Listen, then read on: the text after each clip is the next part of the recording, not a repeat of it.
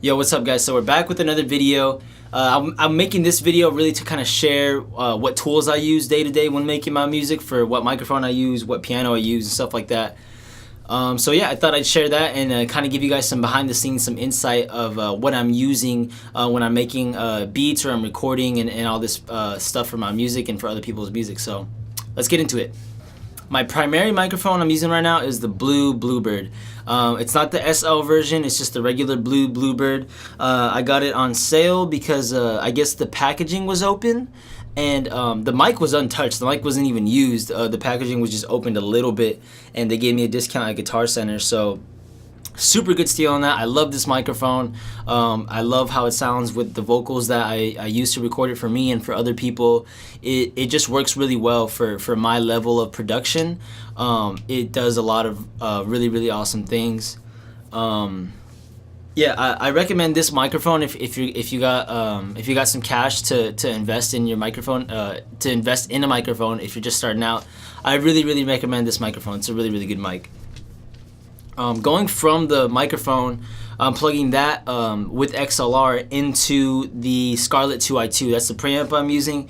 You guys have probably seen it. It's the red interface that a lot of people have. It's really good quality for the price. Really good bang for your buck kind of deal right there with this interface. You got to download the drivers when you get it, but I just love this interface because, one, it's not super duper expensive, you know, it's actually affordable, and two, it just sounds really nice. The converters sound really nice. The build feels really nice. The knobs and stuff, when I'm twisting them, they don't feel very cheap. They feel like they're built to last, and it's got me a long way so far. Let me just say that this preamp has got me so far as far as making my beats and just recording. It's awesome. So those are the mic and the preamp. After that, we'll go to the speakers, and these speakers are not very well known. They're from a brand called Monoprice, and they're 5-inch studio monitors. They aren't fancy. They aren't very expensive. I think I got them on sale too. I get most of my stuff on sale if you haven't noticed yet. But yeah, I got these speakers on sale. They're pretty small. They're pretty compact. They give a little punch to them.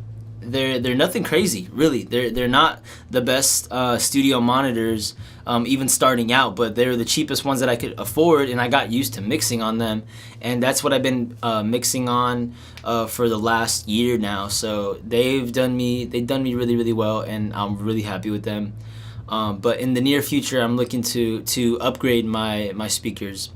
But you know, for now, they do awesome. Next, I kind of want to share some of the stuff I use to make beats, and the most iconic piece in here is my keyboard. I've had this thing. It has a lot of history. I've had this thing since I was 12 years old. I was in 6th grade, and I got it for Christmas. I was already kind of learning the piano at that time, and I wasn't expecting a keyboard, actually. I was not expecting to get one from my parents. And when I opened that thing up for Christmas, oh my gosh, I was so excited. I remember because we opened up our presents on Christmas Eve, like you know, like a lot of Mexicans do. And I opened up that one, and I was literally up all night playing that thing in the living room. Oh my gosh, I had so much fun. And at the time, the stand, it came with a stand that was really tall, and even on the shortest level, it was too tall for me. So like, I would sit on the couch, and I would put pillows under me so I could sit and be tall enough to play the keyboard. It was a lot of fun. I used that thing so much. I practiced a lot of songs, a lot of classical pieces, a lot of just music I liked at the time. I made beats within it. Like, there's like a little tiny like looping section. It's not built for making beats, but there was a way to do it. It was really simple. It was really bare bones, and I had so much fun with that. Seriously, there's so many sounds on there too. Even though it's not like crazy like a Roland one, because this one's what is it? I know it's a Yamaha. It's a Yamaha DGX 230, and yeah, so it's not like some crazy fancy one. I think my parents bought it at like Sam's Club. But yeah, this keyboard has been with me since then, and to this day, I still use it for just coming up with ideas, coming up with melodies, lots of beats. If I sign my 808s on there, my bass, I'm putting it on there. Sometimes I put my drums on there. That's more for the beat pad. But yeah, anything melodic wise that's in the computer, that's a synth or that's just a virtual instrument, it's going on that keyboard and it's being played by these fingers. But yeah. Next, I kind of want to talk about the beat pad. I kind of brought it up right now. I'm using the Akai MPD 218. It's a really again, it's really it's the cheapest one in the line of beat pads and Akais that's worth buying. It's really good. It's got 16 pads. It's got 6 knobs that you can adjust stuff to, and you can assign 3 different banks for the pads and for the knobs. So you get 3 sets of 16 and then for the pads, and then 3 sets of 6 for the knobs. Really, really awesome. Yeah, I use that for sampling. I use that for drums now. I stopped using it for a while, if I'm being completely honest, because the keyboard was just kind of the same thing, and I was just so much more comfortable on the keyboard. But since I had this beat battle like a couple weeks ago, I kind of didn't have a choice. I was like, well, I'm gonna have to learn how to use this and perform with this, and that's kind of why I've been picking it back up again. Is because after that beat battle, I was like, hey, this is kind of cool. Like, this is kind of fun. It's a little bit easier. It's not so big. I can just throw it in my backpack and stuff. But yeah, really, really awesome. Nothing fancy, and yeah, it does me wonders. So next, I got the what do I got here? The acoustic guitar. It's an Ibanez guitar. I don't know the exact model. I got this one from a friend. Shout out to Donovan. Thank you so much, man. Yeah, I've been trying to learn the guitar a little bit more in the last like 2 months, last couple months. I've been really trying to pick it up and get better at it, and practicing every day, just kind of messing around. It's been a lot of fun. I love the guitar. It's beautiful. I wish I would have picked it up earlier. If you're thinking about picking up an instrument, whether it's the guitar, the piano, or the saxophone, or the flute, or the bass, whatever it is, pick it up. I'm serious, because I remember thinking about the guitar, and I was like, man, that would be cool. You know, if one day I did that, I really should have just did it. Like, that day I should have been like, you know what? I want to do this, because I regret not picking it up earlier. I mean, I'm not going to sit here and feel bad about myself, but this is just my advice to you. If you feel compelled to pick up an instrument, just do it. You're going to love it. And even if you're not making music like me, seriously, all the time, every single day, just for fun, just do it. You know what I mean? As you get older, they say it's harder to start to learn things. So the younger you start, the faster you learn. Simple as that. Next, I got the electric guitar. It's a Bridgecraft. I'm going to be honest with you. I found this guitar... this is the first guitar I'd ever bought. I found it on a Facebook Marketplace for like dirt cheap. Yeah, it's had its own life already before it's been used a lot. This guitar is not the super duper fancy electric guitar that most people start off with, or that they might have, but I am proud of it, because for one, any single beat that's used the electric guitar that I've made right now for me has been off that guitar, and I've been able to work with it and work with what it can do for me, and that's just that's something I'm proud of, because I stand by that. I really do stand by that. I stand by, it's not the equipment you have, it's what you can do with it. It's the person and what skills they have that they can use to be able to take advantage of the tools that are around them. So yeah, this electric guitar is not the fanciest guitar. Really, it's probably the cheapest guitar you could find right now, and it has done me really, really, really well. So I'm not complaining about that at all. In the near future, I'm thinking about upgrading that, but you know, money's kind of tight. You know, it's a struggle sometimes. So that's kind of on the back burner, but you know, maybe one day.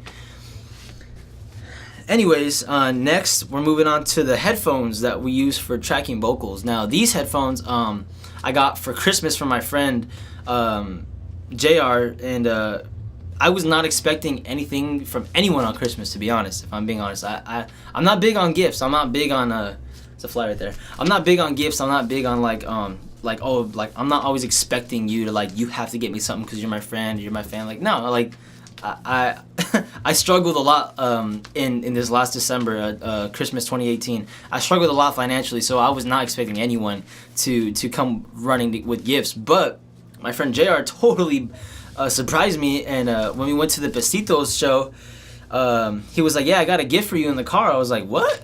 And he's like, "Yeah," and I went, and he's like, "Yeah, your gift's right there." And I was like, "Oh shoot!" And they were already in the package and stuff. but they're the I should probably say them, huh? They're the Audio Technica ATH T200. They're pretty good. They wrap around the ears. They're really comfortable for when you're recording. They're pretty light, and they get the job done. I just want to say that. Before that, I was using like some terrible JVC ones, or just like some Walmart brand Sony ones, like the ones that they sell right here at the Walmart in Avenue B. Literally, I use those too. Those are the headphones I use when I'm listening to the person record. You don't need fancy stuff, guys. I'm hoping this far you've kind of learned that everything I'm using is used. Is not the very top of the end model of each one. It's usually like the entry level one. And I've been able to just learn how to use what I have so far. These things did not make me better. I put in work, I practiced, and I used them over and over and over to be able to sharpen what I can do with these, to be able to expand how valuable these things are. Because to a beginner, what I have isn't worth much if they don't know what they're doing, if they don't know how to make beats, how to record, if they don't understand the program that they use, the DAW that they use on the computer.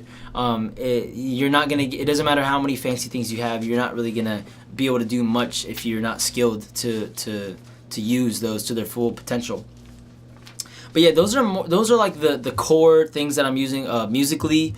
I kind of want to go like outside of that. One thing that I really love that helps me a lot is my whiteboard.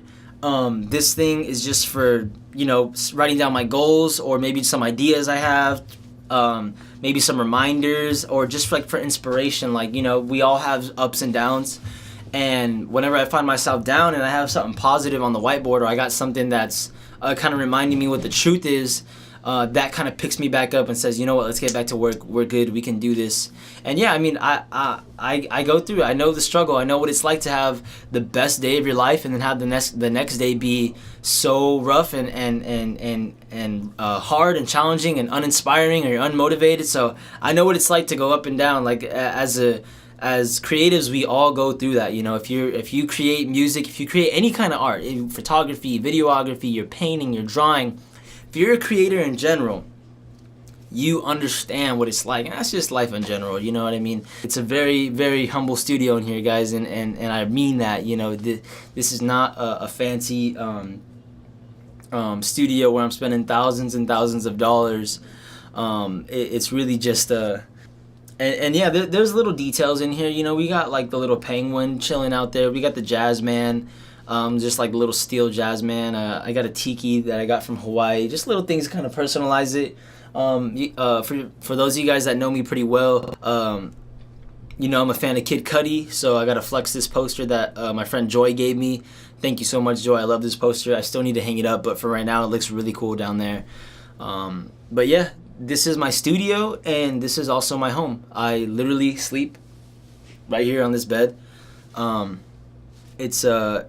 There's pros and cons to staying in the place that you work, and there's pros and cons in living in the place that you work. Sometimes it's nice because I can get up out of bed and just get right to work, and I've basically dedicated this entire room to that. This bed is the only thing that stands here, and when I first started, I had a bigger bed. This used to be my little brother's bed. I had a bigger bed. But I told him, I was like, yo, I need more space in the studio because my room is so small. Is there any way that we could trade beds? And he's like, yeah, I'm down. So I gave him the big giant bed, like a queen size bed. And then I took his twin size bed. So I did that. Everything is like everything else on my clothes is in the closet. But as far as this room, everything is dedicated to the music. And people ask me too, like, how do you live in here? Like how do you get to the closet with the piano there? And honestly, I would rather have it be like this because I work on music all the time. I'm always working on it now, so it's worse to have it all put away and be like, yo, I want to work on music, let me set everything up. Like, I would have to set everything up every single day, so I'm better off keeping my closet hard to get to and keeping my bed really, really tiny, because it would be too much to have to set this up every single day. You know, it's a sacrifice that I felt like I needed to make, and I'm honestly happy I made that. Happy I made that choice. But yeah, it's where I'm at right now. I started off with a white, like a white foldable table that you use like your uncle's barbecue. You go to like the park or whatever. That's like what I first used. I had a Bluetooth speaker at first. I didn't have studio monitors. I didn't know about I didn't have studio monitors. I thought it was a good idea to record in the closet at first. Yeah, don't record in the closet. I moved out of there. It sounds a lot better. Closet was too muffled. I didn't like it.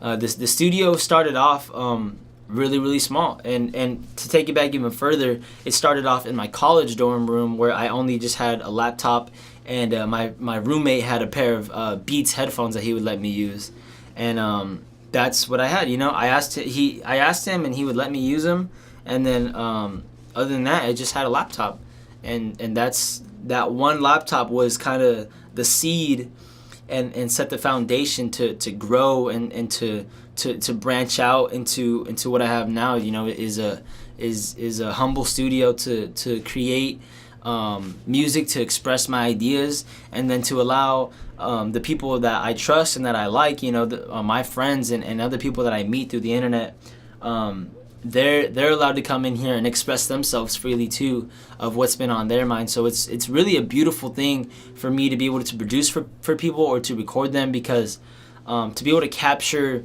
raw expressions like that and to connect with people on that human level of like, yo, like I know what you're going through, like I know what you're talking about in your song, and to be there while we're creating it, it's awesome. I can't ask for more.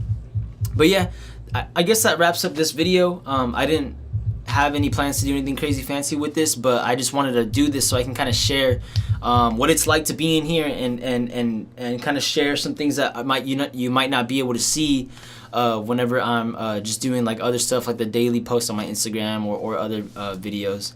But yeah, I hope you guys have an awesome day or awesome evening, depending whenever you guys watch this. It's nighttime right now, and I'm gonna edit this and upload it. But thank you guys for just showing interest. Honestly, I've been really trying to put a lot of work into engaging with you guys and just letting you guys know more about who I am and how I roll. But yeah, if you like this video, please subscribe. I'm going to be coming out with more videos, and I'll see you guys soon.